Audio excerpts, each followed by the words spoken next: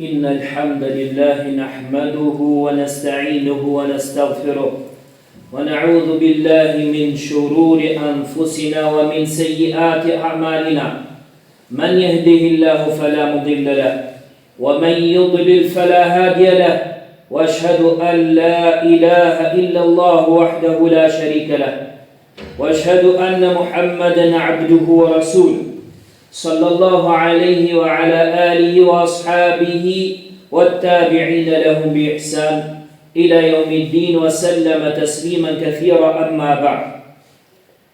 Me të vërtetë të gjitha falënderimet I takojnë Allah subhanahu wa ta'ala. Atë lavdërojmë, ndihmë dhe falje vetëm prej Tij kërkojmë. I kërkojmë mbrojtje Allahut nga e keqja e vetëve tona dhe punëve tona. Atë që udhëzon Allahu nuk ka kusht ta humbë, ndërsa atë që e humbi nuk ka kusht ta udhëzojë. Dëshmoj se nuk ka të adhuruar tjetër më të drejtë përveç Allahut vetëm parta. Po ashtu dëshmoj se Muhamedi sallallahu alaihi wasallam është robi dhe I dërguari I Tij. Lëvdata e shumtë dhe shpëtimi I madh I Allahut qoftë mbi të, mbi familjen dhe shokët e Tij, si dhe mbi gjithë ata që I pasuan ata me përpikmëri deri ditën e Kiametit e më pas. Robert Allahut, në Sahihun e Bukharit dhe të Muslimit, përmendet se nga Ebu Sa'id al-Khudri radhiyallahu anhu transmetohet se profeti sallallahu alaihi wasallam ka thënë: tek popujt para jush ka qenë një burr I cili kishte vrarë 99 njerëz. Kështu ai pyeti për njeriu më të ditur në tokë dhe atë orientuan tek një murg. Kështu ai shkoi tek ai dhe I tha: unë kam vrarë 99 njerëz, a ka pendim për mua? Murgu I tha: jo, nuk ka pendim. Atëherë ai e vrau atë dhe kështu plotsoi me të 100 njerëz të vrarë. Pastaj ai pyeti përsëri për njeriu më të ditur në tokë dhe atë orientuan tek një dietar. Kështu ai shkoi tek ai dhe I tha: unë kam vrarë 100 njerëz, a ka për mua pendim? Dietari I tha: po, kush mund ta pengoj njeriu nga pendimi? Shko tek filan vend, sepse atje ka njerëz që adhurojnë Allahun, prandaj adhuroj Allahun bashkë me ta, dhe mos u kthe në vendin tënd, sepse ai është vend I keq, pra vend ku njerëzit janë të këqij. Kështu ai u nis drejt vendit me njerëz të mirë, dhe kur mbriti në gjysmën e rrugës, atij erdhi vdekja. Atëherë engjëjt e mëshirës dhe engjëjt e ndëshkimit ranë mos pajtim me njëri tjetrin dhe u zun në lidhje me të. Kështu engjëjt e mëshirës thanë: ai erdhi I penduar me zemrën e kthyer nga Allahu. Ndërsa engjëjt e ndëshkimit thanë: ai nuk ka bërë asnjë vepër të mirë ndonjëherë. Atëherë atyre u erdhi një engjëll në formë njeriu, të cilin ata e morën si gjykues mes tyre. Kështu ai tha: matni distancën mes dy vendeve, dhe vendi tek I cili ai ndodhet më afër, atëherë atij vendi I takon t'i bashkangjitet. Kështu ata e matën distancën dhe gjetën se ai ishte më afër vendit tek I cili dëshironte që të shkonte, dhe kështu atë e morën engjëjt e mëshirës. Ndërsa Katade, Allah mëshiroft, tha se Hasan al-Basri ka thënë: neve na është përmendur se kur atij erdhi vdekja, ai anoi me kraharorin e tij duke u afruar drejt tokës së mirë. Ndërsa në një transmetim tjetër thuhet se atë e zuri vdekja, dhe ai anoi me kraharorin e tij drejt saj, pra tokës së mirë. Atëherë engjëjt e mëshirës dhe engjëjt e ndëshkimit u zun për të. Atëherë Allahu I shpalli tokës së mirë që të afrohej drejt tij, dhe I shpalli tokës së keqe që të largohej prej tij. Pastaj tha: matni distancën midis tyre, dhe e gjetën atë vetëm një përllëmb më afër tokës së mirë, dhe kështu ai u fal nga Allahu I lartësuar. Robert Allahut, në këtë tregim të çuditshëm në lidhje me këtë njeri që e kishte tepruar me gjunahe, por që u drejtua për tek Allahu I lartësuar me pendim të sinqert, dhe që u përpoq me seriozitet për të gjetur pendimin, pavarësisht madhësisë së krimit të tij, pasi ai kishte vrarë 99 njerëz. Ne shohim se mëshira e Allahut është më e madhe më e gjerë se sa gjunahet të robërve, madje edhe sikur ato të ishin në shirk, I cili është gjunahu më I madh. Ndaj nga dobit madhështore të kësaj historie, është ajo tregon gjerësinë e mëshirës së Allahut dhe dashurinë e tij për pendimin e robërve të vet, ashtu siç ka thënë Allahu I lartësuar në librin e tij: "Wa rahmati wasi'at kull shay", dhe mëshira ime ka përfshirë çdo gjë. Pra nëse gjunahet e robërve do të arrinin deri në kupën e qiellit, e pastaj robi drejtohet Zotit të tij, kërkon falje për gjunahet e veta dhe pendohet tek Allahu, Allahu ja shlyen të këqijat dhe ja pranon pendimin atij. Ndaj profeti sallallahu alaihi wasallam ka thënë: "Qala Allahu ta'ala: Ya ibn Adam, innaka law ataytani bi qurabil ardi khataya, thumma laqitani la tushriku bi shay'a, la ataytuka bi qurabiha maghfirah." Allahu I lartësuar ka thënë: "O birë I Ademit, sikur të më vije mua me gjunahe sa e gjithë toka, pastaj të më takoje duke mos më bërë shirk në asgjë, unë do të vi ty me falje, po aq sa e gjithë madhësia e saj." Kjo është me kusht që robi t'i plotësoj kushtet e pendimit, të cilat janë vendosmëria për të mos u kthyer më në gjunahe, të ndjej pendim dhe keqardhje për lënien pas dore të përmbushjes së hakut të Allahut, të heq dorë nga gjunahet, të mos jetë këmbgulës në to dhe kthimi I hakut të njerëzve nëse u ka marrë hakun atyre apo u ka bërë padrejtësi. Ndaj Allahu I lartësuar I përgëzon robërit e tij gjunaqtar duke u thënë: "Qul ya ibadiy alladhina asrafu ala anfusikum la taqnatu min rahmatillah, inna Allaha yaghfiru dhunuba jami'a, innahu huwal ghafurur rahim." Thuaj o robërit e mi, të cilët e keni ngarkuar veten tuaj me gjunahe, mos e humni shpresën nga mëshira e Allahut. Vërtet Allahu I fal të gjitha gjunahet, më të vërtet ai është falës I madh dhe mëshirues. Prandaj deri kur o njeri gjunaheve, o njeri gjunaheve, deri kur do të vazhdosh të jesh këmbgulës në gjunahet e tuja? A nuk ke frikë se vdekja mund të të befasojë ndërsa ti je ende në gjunah? A nuk ke frikë se do ta takosh Zotin tënd ndërkohë që je I zhytur në to? Ndaj gjithë secili le ta analizoj veten e tij. Robërt Allahut, po ashtu nga dobit madhështore që përfitojnë nga kjo histori, është rëndësia e madhe që ka kthimi tek dietarët për çështjet e fesë dhe mosmarrja e dijes dhe e fetvave nga ignorantët dhe të devijuarit. Nga se është për të ardhur keq, ku disa ignorantë kanë marrë rolin e dietarit në rrjetet sociale dhe japin fetva me ignorancë e pasion, duke I humbur shumë të ri, me fetva të tyre të padrejta dhe me ide të tyre të gabuara. Për këtë arsye profeti sallallahu alaihi wasallam ka paralajmëruar për këto lloj njerëzish që marrin guximin të japin fetva ndërkohë që janë nga më të paditurit dhe ndjekin tekat e tyre.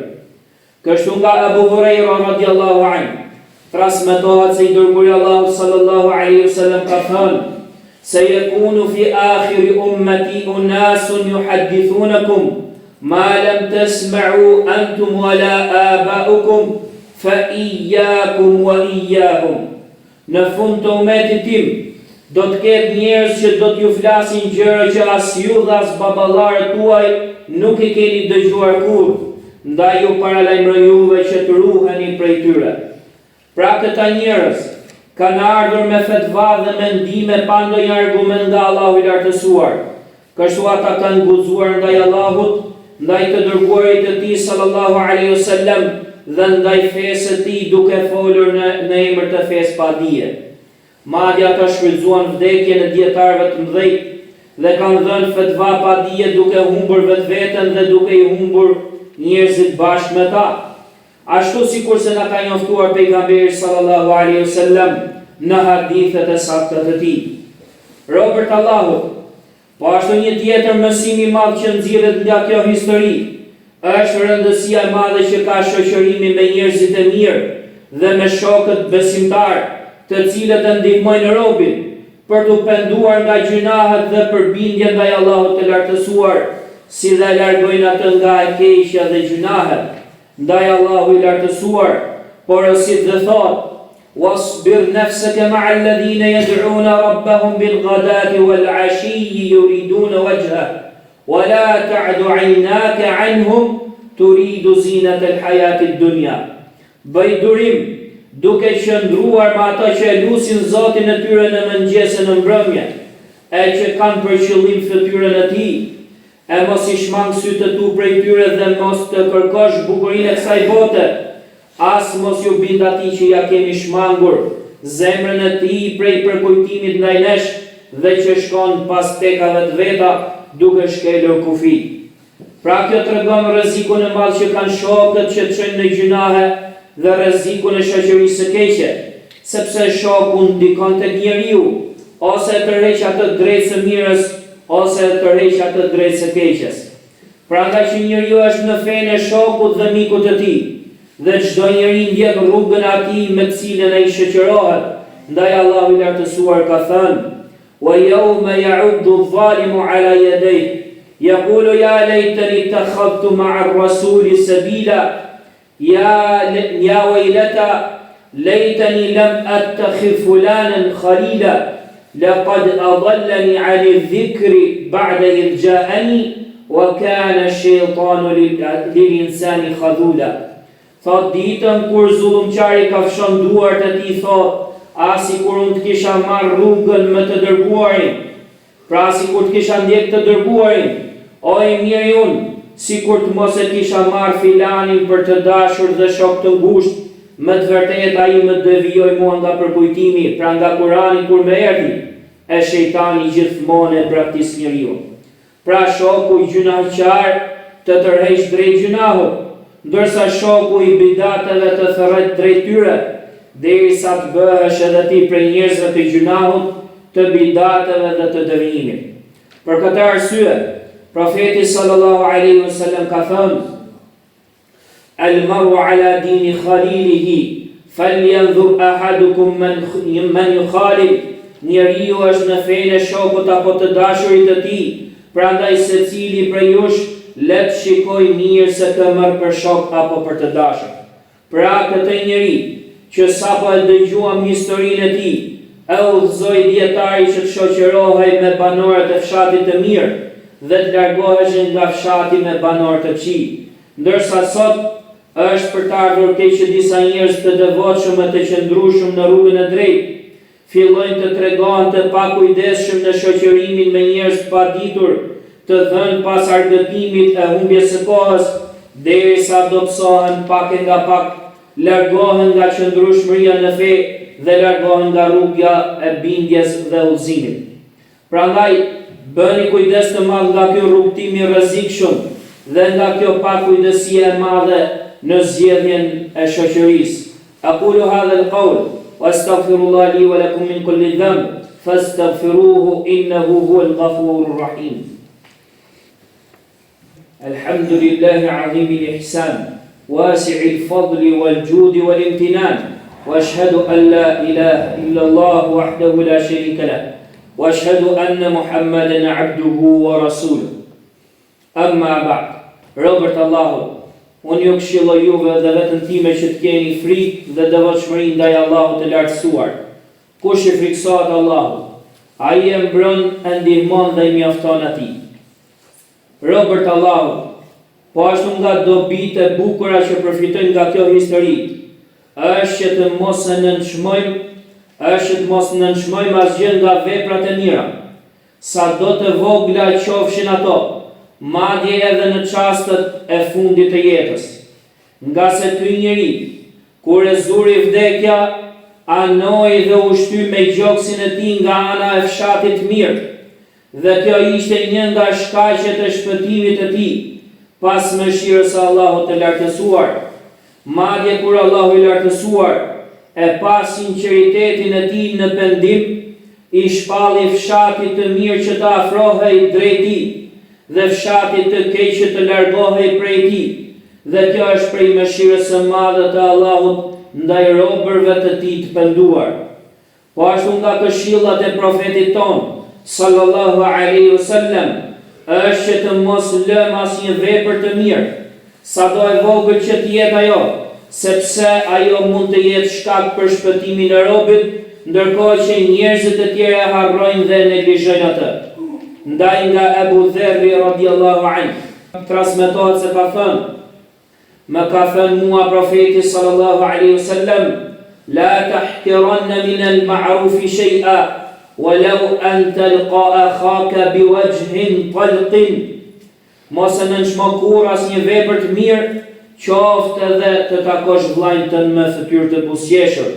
Ndërsa nga Abu Jurayj al-Hujaymi radiallahu anhu transmetohet se ka thënë, erdha tek i dërguari i Allahut sallallahu alaihi wasallam dhe i thash, ja Rasulullah, inna qaumun min ahli al-badiya fa'allimna shay'an yanfa'una Allahu bihi.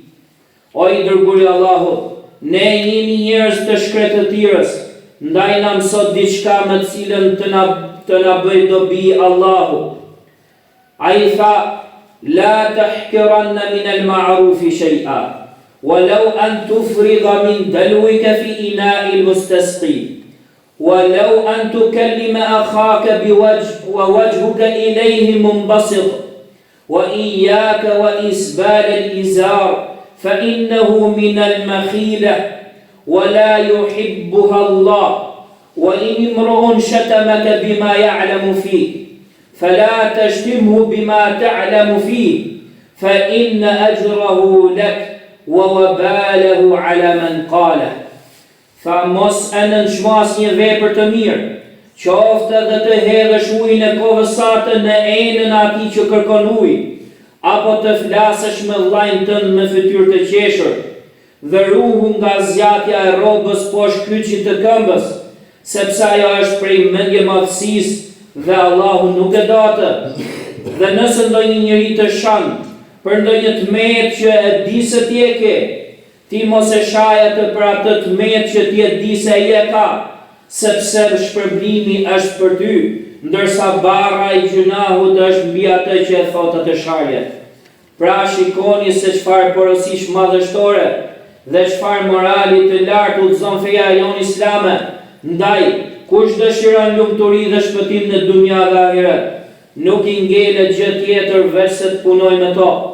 Po ashtu vëllezër të nderuar, nga dobitë e kësaj historie është ajo që merret përballë tek Allahu i lartësuar, është gjendja në të cilën e përfundon dhe mbyll jetën e tij njeriu.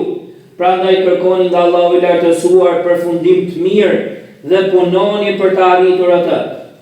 Po ashtu nga dobitë e saj, është edhe obligueshmëria për të penduar menjëherë, pa e shtyr atë dhe pa u treguar i pakujdesshëm, sepse njeriu nuk e di kur do t'i vijë vdekja e as nëse do të ketë mundësi tjetër për pendim.